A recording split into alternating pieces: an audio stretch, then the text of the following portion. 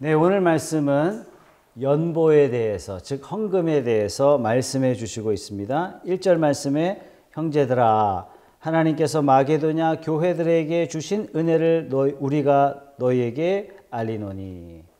5절까지 말씀의 핵심을 찾으라 그러면 키워드는요, 은혜예요. 은혜. 연보한다는 것 자체가 은혜라는 얘기입니다. 은혜가 한 것이지 사람이 한 것이 아니다라는 것입니다. 은혜가 했다는 얘기는 하나님이 해 주셨다, 그런 이야기입니다. 구원을 우리가 그렇게 받은 거죠. 성경 어디를 자세히 살펴봐도 어떤 경우에도 사람에게 감사하는 경우는 없습니다. 더군다나 연보한 자에게 감사하지도 않아요. 왜? 은혜 받아서 은혜를 따라서 드릴 마음을 갖게 되었고 하나님으로 말미암아 드려진 것이기 때문에 사람에게 하지 않았다는 얘기예요. 주신 분이 오직 하나님이시기 때문에 연보를 받은 자나 연보한 자나 감사를 오직 하나님께 할 뿐이라는 얘기입니다. 에스겔 36장 26절 말씀에 이런 말씀이 있어요. 새 영을 너희 속에 두고 새 마음을 너희에게 주되 너희 육신의 굳은 마음을 제거하고 부드러운 마음을 줄 것이다. 굳은 마음, 인색한 마음, 이것들을 다 하나님께서 제거해 주신다라는 것입니다. 이것이 바로 성령에 사로잡힌 사람이란 얘기예요. 자, 그렇다면 2절 말씀 보세요. 환난의 많은 시련 가운데서 그들의 넘치는 기쁨과 극심한 가난이 그들의 풍성한 연보를 넘치도록 하게 하였느니라. 이거 넌센스 아닙니까? 앞뒤가 맞지 않는 이야기예요. 많은 환난 가운데 있었어요. 시련 가운데 있었어요. 극심한 가난이 있었어요. 그런데 헌금이 넘쳐났다는 얘기예요. 이 이야기는 하나님의 은혜가 아니고서는 불가능한 일이 지금 벌어지고 있는 것입니다. 3절 보세요. 내가 증언하노니 그들이 힘대로 할 뿐 아니라 힘에 지나도록 자원하였다. 사실 연보할 수 없는 악조건 속에 있었습니다. 환난 중에 있었어요. 시련이 아주 컸어요. 극심한 가난 중에 있었어요. 객관적으로 보면 연보할 수 없습니다. 그런데 복음으로 말미암아 본인이 하나님의 은혜를 입게 되자 이런 악조건 속에서도 하나님 앞에 넘치는 감사가 있었단 말이에요. 이 넘치는 감사로 말미암아 풍성한 연보로 열매를 맺게 되었다는 얘기입니다. 4절입니다. 이 은혜와 성도 섬기는 일에 참여함에 대하여 우리에게 간절히 구하니. 억지로 한 게 아니에요. 참여하게 해달라고 간청을 했습니다. 다시 말해서 자발적으로 자원하는 마음으로 연보에 참여했어요. 여러분, 참여한다는 것이 정말 중요하죠. 바울도 이야기하잖아요. 나는 사도로서 권리를 다 쓰지 않았습니다. 나는 사도이기 때문에 이거 해주세요, 저거 해주세요, 그러지 않았어요. 오히려 나는 사도이지만 종으로서 여러분들을 섬겼습니다. 왜요? 복음에 참여하기 위해서. 바울은 이 복음에 참여하기 위해서 자기의 모든 권한을 다 내려놨어요. 이 이야기는 바울이 복음에 참여하는 것을 얼마나 사모하고 얼마나 고대했는지 몰라요. 이와 같이 연보에 참여했다는 얘기예요. 헌금을 할 때 많고 적음이 중요한 게 아니에요. 참여하는 게 중요해요. 그리고 자발적으로 참여하는 것이 중요하죠. 바울 서신에 보면 두 개의 교회가 소개되고 있습니다. 하나는 마게도냐 교회. 오늘 1절에 마게도냐 이렇게 이야기하잖아요. 지금 상황은 누구에게 말씀하냐면 고린도 교회에게 이야기하고 있어요. 여러분들이 마게도냐에서 일어났던 일들을 여러분들이 들어서 아시지 않습니까? 이렇게 이야기하고 있어요. 지금 고린도 교회는요, 분쟁 중에 있어요. 소송 중에 있어요. 고린도 교회는 부유한 도시예요. 그러다 보니까 고린도 교회는 우상 숭배도 많았을 뿐만 아니라 부유한 도시이다 보니까 가난한 자들을 멸시하는 도시였어요. 다시 말해서 이 고린도 교회는 여러모로 바울의 입장에서는 걱정과 근심거리였습니다. 반면에 마게도냐 교회는요, 마게도냐 교회를 거론할 때마다 칭찬하고 있어요. 마게도냐 교회의 믿음의 소문이 각처에 퍼져서 예수님이 영광을 받으신다, 이렇게 이야기해요. 마게도냐에서 일어났던 선한 일들을 너희는 이미 들었다, 이렇게 소개하고 있습니다. 마게도냐를 떠날 때 주고받는 일에 참여한 교회가 너희밖에 없었다. 이 얘기는 뭡니까? 마게도냐 교회만 연보에 참여했다라는 겁니다. 데살로니가 교회에 있을 때에도 너희가 한두 번 나의 쓸 것을 보냈다. 바울이 마게도냐 교회를 떠났어요. 데살로니가에서 전도하고 있는데 전도하고 있는 바울을 위해서 마게도냐 교회가 헌금을 보내왔던 것입니다. 여러분, 마게도냐 교회는요, 가난한 지역이에요. 가난한 사람이 많았습니다. 마게도냐 교회와 고린도 교회의 차이점은 부자와 가난함의 차이가 아니에요. 물질적으로 보면 고린도 교회가 더 부유했어요. 마게도냐 교회는 하나님의 은혜를 입은 성도들로 가득했기 때문입니다. 5절입니다. 우리가 바라던 것뿐 아니라 그들이 먼저 자신을 주께 드리고 또 하나님의 뜻을 따라 우리에게 주었도다. 우선순위가 나오죠. 먼저 주께 드리고. 이게 첫 번째예요. 너희는 너희 것이 아니라 값으로 산 것이 되었노라. 우리는 우리 게 아닌 거예요. 로마서 6장 13절 말씀에요. 오직 너희 자신을 죽은 자 가운데서 다시 살아난 자 같이 하나님께 드려라. 이렇게 말씀하세요. 그냥 여러분 자신을 드리는 것이 아니라 마치 죽었다가 살아난 자처럼 여러분 자신을 주께 드려라. 여러분, 그리스도인이란 아담 안에 있던 옛사람이 죽은 거예요. 내가 죽은 거예요. 그리스도께서 죽으실 때 내가 죽은 거예요. 우리 주의 성찬에 참여하는 의미가 그겁니다. 그리스도께서 죽으셨을 때 내가 죽었습니다. 그리스도께서 다시 살아나셨을 때 나는 그리스도인으로 다시 태어났습니다. 이렇게 이야기하는 거죠. 그렇다면 다시 산 자는 어떤 사람이냐? 내 것이 더 이상 내 것이 아닙니다. 내 몸이 더 이상 내 것이 아닙니다. 나는 나를 관리하는 청지기에 불과합니다. 하나님이 인간을 만드시고 뭐라고 하셨죠? 생육하고 번성하여 땅에 충만하라. 세상을 정복하고 다스리라. 이것은 네가 세상의 주인이니까 네 맘대로 해, 이런 말이 아닙니다. 하나님이 인간을 하나님처럼 만드시고 하나님 대신 하나님의 것 세상을 다스리는 청지기로 인간을 부르셨는데 이 인간이 마구잡이로 지구를 함부로 사용하고 있죠. 우리 그리스도인들은 청지기예요. 세상에 대해서도 청지기일 뿐만 아니라 나 자신에게 대해서도 청지기예요. 다윗도 고백하잖아요. 기가 막힌 수렁에서 하나님의 은혜를 경험했어요. 다윗이 감사의 제물을 막 올려요. 그러다가 번뜩 깨달았어요. 아, 지금 하나님께서 내가 드리는 번제, 내가 드리는 속죄제를 요구하시는 것이 아니라 바로 나 자신을 원하시는구나. 이걸 깨닫고 다윗이 고백하죠. 주님, 제가 왔습니다. 제가 왔습니다. 나를 드립니다. 이런 다윗의 삶을 통해서 하나님께서는 주님의 나라가 어떤 나라인지 보여주셨습니다. 다윗의 삶을 통해서 율법의 제사를 원함이 아니라 그리스도를 대신 받으신 다윗 자신을 받으신 것처럼 그리스도 자신을 받으신 하나님의 구원의 역사를 우리에게 넌지시 보여주시는 얼마나 영광스럽습니까? 다윗을 통해서 넌지시 예수 그리스도의 사역을 보여주셨다니 다윗 인생에 정말 크나큰 영광이 아닐 수 없는 겁니다. 자, 헌금이란 뭐냐? 첫 번째, 먼저 자기 자신을 드리는 겁니다. 그리고 두 번째, 내게 주어진 물질들을 하나님의 뜻을 따라 우리에게 주셨습니다 라고 고백하면서 드리는 것이 헌금이에요. 이런 고백으로 드린 헌금은 내 것으로 드린 것이 아니라 하나님의 것을 하나님의 은혜에 따라서 하나님께 드립니다. 이 마땅한 것입니다. 이렇게 고백하는 거죠. 6절 말씀 같이 한번 읽어볼게요. 시작. 그러므로 우리가 디도를 권하여 그가 이미 너희 가운데서 시작하였은즉 이 은혜를 그대로 성취하게 하라 하였노라.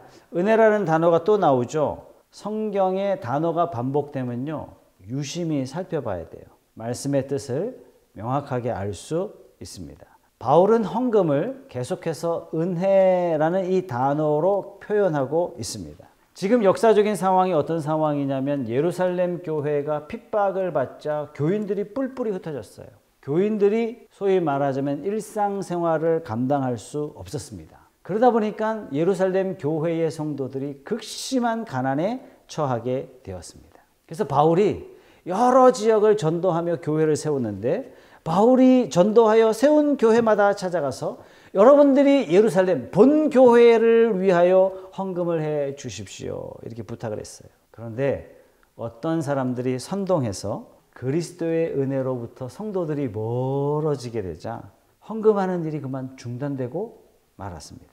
그래서 6절 마지막에 그 은혜대로 성취하게 하라 이렇게 명령한 이유가 바로 그것입니다. 7절 말씀입니다. 같이 읽어보죠. 시작. 오직 너희는 믿음과 말과 지식과 모든 간절함과 우리를 사랑하는 이 모든 일에 풍성한 것 같이 이 은혜에도 풍성하게 할지니라. 여러분 고린도 교회는 어떤 교회예요? 모든 말에 있어서 모든 지식에 있어서 또 모든 은사에 있어서 스스로 대단하다 이렇게 여겼던 교회가 고린도 교회예요. 야 우리 교회처럼 말 잘하는 사도가 있나 찾아봐. 야 우리 교회처럼 은사가 이렇게 대단한 교회가 또 있나 찾아봐. 야 우리 교회는 다 박사만 다녀. 다 이렇게 자부하던 교회가 바로 고린도 교회예요. 근데 이 교회 헌금이 중단되고 말았어요. 사도 요한도 이러한 점을 지적하고 있죠. 자녀들아 우리가 말과 혀로만 사랑하지 말고 오직 행함과 진실함으로 하자. 8절입니다. 다 같이요. 내가 명령으로 하는 말이 아니요 오직 다른 이들의 간절함을 가지고 너희의 사랑의 진실함을 증명하고자 함이로라. 여러분 헌금하라고 명령하고 있는 것이 아니에요. 간청하고 있습니다. 그래서 10절 말씀에 여러분에게 헌금은 유익한 것입니다. 12절 말씀에 할 마음만 있으면 있는 대로 받으실 것입니다. 자, 여기서 우리가 중요한 점은요. 그러면 연보는 누가 받아요? 외형적으로 예루살렘 교회가 받겠지만 연보를 받으시는 분은 우리 주님이시라는 얘기예요. 이 원리를 알고 헌금하는 것은요. 정말 중요합니다. 여러분 가난한 사람이 기도하면 갑자기 하늘에서 쌀가마니가 떨어지고 돈다발이 떨어져서 하나님이 공급해 주시지 않습니다. 가난한 성도가 있으면 다른 성도들의 마음에 감동을 주시는 거예요. 그 사람을 통해서 하나님은 공급하시기를 원하십니다. 아, 내가 저 사람을 도와야 되겠다. 아, 내가 이렇게 헌금을 해야 되겠다. 이런 마음을 하나님이 주시는 거죠. 그럼 주저하지 말고 섬겨야 돼요. 이게 하나님의 선하신 일을 나를 통해서 하나님이 행하시기를 원하시는 거예요. 이런 마음에 그때 순종을 하면 그 마음에 하나님께서 복을 주시는 거죠. 어떤 사람이 어려워요. 아유, 뭐 저 사람도 하나님 믿는 사람인데 뭐 하나님 알아서 하시겠지 뭐. 이러면 끝난 거예요. 내 마음에 국률한 마음을 이미 주셨는데 축복의 통로로 스스로 거부하는 겁니다. 복을 발로 차버리는 거죠. 요한일서 3장 17절 말씀을 이렇게 말씀하세요. 누가 이 세상의 재물을 가지고 형제의 궁핍함을 보고도 도와줄 마음을 닫으면 하나님의 사랑이 어찌 그 속에 거하겠느냐. 하나님의 일하심을 막는 행위가 되는 것이죠. 하나님이 그에게 재물 주심을 후회하시게 되는 거죠. 우리가 지난번에 너무 좋은 간증을 들었잖아요. 그죠? 다니엘 20일 기도에 가외로 그냥 단순하게 시작했는데 아버지 따라서 선교 헌금을 보내기 시작했는데 주변 사람들이 봤을 때 상식적으로 그만큼 보내면 안 된다는 얘기예요. 자꾸 흘려보내니까 하나님께서 이 사람에게는 돈을 줘도 자기를 위해 쓰는 것이 아니라 주님 나라 위해 쓰니까 하나님이 문을 계속 열어주시는 거예요. 이런 놀라운 일들이 저와 여러분의 삶에 차고 넘치게 일어나길 주님의 이름으로 축복합니다. 9절 말씀입니다. 같이 읽어볼게요. 시작. 우리 주 예수 그리스도의 은혜를 너희가 알거니와 부요하신 이로써 너희를 위하여 가난하게 되시면 그의 가난함으로 말미암아 너희를 부요하게 하려 하심이라. 헌금의 근본 뿌리는요. 내가 돈이 있으니까, 내가 여유가 되니까, 남들이 하니까 내가 안 하면 좀 눈치 보이니까 그런 게 절대로 아니에요. 그냥 하라고 성경에 써 있으니까 그런 게 절대로 아닙니다. 여러분 그리스도를 어떻게 성경은 부르죠? 바울은요 꼬박꼬박 이렇게 합니다. 우리 주 예수 그리스도. 정확하게 이렇게 표현해요. 예수가 누굽니까? 예수는 자기 백성의 죄를 짊어가는 자예요. 구약에 누누이 말씀하신 언약으로 보증하신 바로 그 분이 예수입니다. 그 예수님의 신분을 이렇게 표현했어요. 그리스도, 즉 메시아. 예수 메시아예요. 예수 메시아는 우리를 당신의 핏값으로 하나님의 자녀로 입양시켜 주신 분이에요. 당신의 피로 나를 사셨어요. 나를 사셨기 때문에 나는 내 뜻대로 사는 것이 아니라 나를 살려주신 주님 뜻대로 살겠습니다. 그래서 어떻게 고백하냐면 주님 이렇게 고백하는 거예요. 주님이란 표현은 my Lord 이렇게 표현하는 거예요. 주인님 이렇게 표현하는 것입니다. 우리가 어떻게 고백해요? 우리 주 예수 그리스도. 우리 주 예수 그리스도께서 어떻게 하셨다고요? 얼마나 부요하신 분인지 여러분 잘 아시잖아요. 예수님 어떤 분이십니까? 예수님을 하나님의 광채시요 본체의 형상이라, 하나님 본체의 형상이래. 예수님을 바라보고 저로 말미암아 모든 세계가 지어졌나니 예수님은 창조주 되십니다. 이렇게 부요하신 예수님이 우리를 구원하기 위해서 얼만큼 가난해지셨죠? 빌립보서 2장 6절에서 8절 말씀이에요. 그는 근본 하나님의 본체시나 하나님과 동등됨을 취할 것으로 여기지 아니하시고 오히려 자기를 비워 종의 형체를 가지사 사람들과 같이 되셨고 사람의 모양으로 나타나사 자기를 낮추시고 죽기까지 복종하셨으니 곧 십자가에 죽으심이라. 여러분, 십자가의 죽으심이라 이 말은 우리한테는 십자가 자체가 많이 미화됐어요. 영광스러운 십자가, 은혜로운 십자가. 그래서 우리 마음에는 그런 것들이 좀 많이 희석됐습니다. 당시의 십자가는요, 저주예요, 저주. 저주받음이에요. 가장 치욕스러운 죽음이 십자가였단 말이죠. 로마 사람들한테 전하잖아요. 복음을 전하잖아요. 예수 믿는. 예수 누구냐고. 아, 예수 이름. 아, 우리 삼촌이 갈보리 언덕에서 찔러 죽인 그 사람이 예수인데 내가 그 사람 믿으라고? 옛날에 로마 군병들이 그랬단 말이죠. 저주받음의 상징이에요. 누구도 우리 친척이 십자가에서 처형당해서 이렇게 말할 수 없었던 시대였어요. 예수님이 그만큼 가난해지셨어요. 한 번은 예수님 자신이 이렇게 표현합니다. 예수께서 이르시되 여우도 굴이 있고 공중의 새도 집이 있으되 인자는 머리 둘 곳도 없다. 여러분, 우리를 구원하시기 위해서 예수님이 이렇게 가난하게 되셨습니다. 자, 그렇다면 그의 가난함으로 말미암아 너희를 부요하게 하심이라. 얼마나 부요하게 하셨습니까? 예수님이 십자가에 가난하게 되심으로 말미암아 여러분들이 얼마나 부요하게 되셨어요. 나 예수 믿고 천국 갑니다. 이거는요, 진짜 예수님 잘 못 믿는 거예요. 복음을 잘 모르는 거나 마찬가지예요. 우리가 예수 믿었다는 그 자체는 겨우 지옥을 면하게 되었다, 이런 정도만은 아닙니다. 예수를 믿음으로 말미암아 우리를 의롭게 하셨어요. 의롭게가 뭐죠? 하나님이 딱 우리를 보시고 나는 어젯밤에 내가 지은 죄를 생생하게 기억하는데 하나님이 우리를 척 보시고 뭐라 그랬냐면 죄 없음. 내가 지은 억만 가지 죄악을 생생하게 기억하고 있음에도 불구하고 하나님이 우리를 향한 선언은 무죄, 의로운 자, 이렇게 정리하실 뿐만 아니라 우리를 자녀 삼으셨어요. 자녀가 왜 중요하죠? 자녀이어야 아버지 것을 다 받아요. 그래서 뭐라고 그럽니까? 자녀이면 후사, 즉 자녀이면 유업을 이어받을 수 있는 사람 뿐만 아니라 우리의 이 연약한 몸을 나중에 예수님이 재림하시는 그 순간 우리의 몸을 어떻게 하신다고요? 영화롭게 하신다고요.